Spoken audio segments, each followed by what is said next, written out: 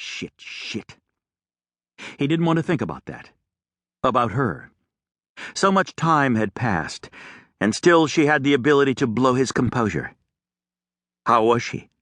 Still in California, apparently, or she'd be the one here dealing with whatever had to be dealt with.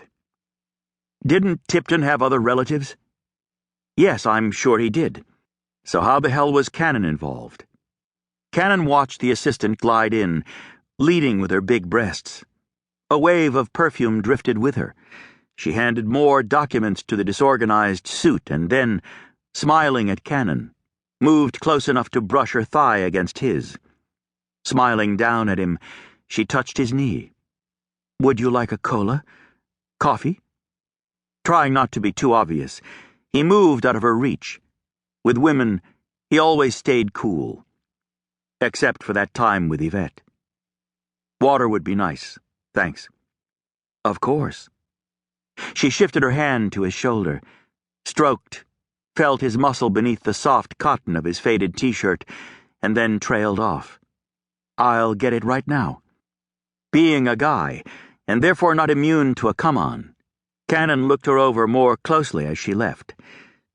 She had one of those super curvy figures that got enhanced with a cinched suit, skirt, and soft blouse. High-heeled pumps showed off her sexy calves.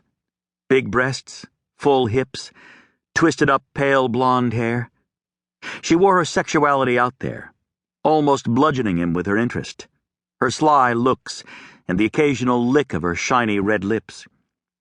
Women hit on him. No big deal. But never in a lawyer's office under these circumstances. Was she doing the lawyer? Were her blatant come-ons to make Whitaker jealous? Cannon eyed the older man, wondering if he'd even noticed the dozen different ways his assistant had already made her interest known. Not that he was cynical or anything, and not that he was biting. At least, he didn't think he was. Still, when she came back in and leaned down farther than necessary to hand him the glass of ice water and napkin, Cannon went ahead and checked out her cleavage. Her skin looked soft, but that overpowering perfume assaulted his nostrils until he looked away. The lawyer stacked his papers and took off his glasses. "Thank you, Mindy. I'll let you know if we need anything else." Accepting the abrupt dismissal, she nodded. "I'll be at my desk." Behind the lawyer, Mindy paused in the doorway, made a show of looking Cannon over from shoulders to knees, her sultry gaze lingering on his crotch. She gave another slow lick of her lips and, yeah, okay. He was maybe a little interested.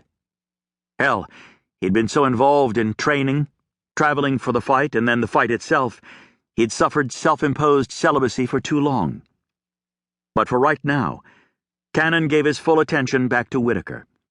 What could the man possibly need from him that took so damn many papers and notes? Finally, somber in his preparedness, the lawyer folded his hands together and stared directly at Cannon. "You have inherited property and funds from Mr. Sweeny." Whoa.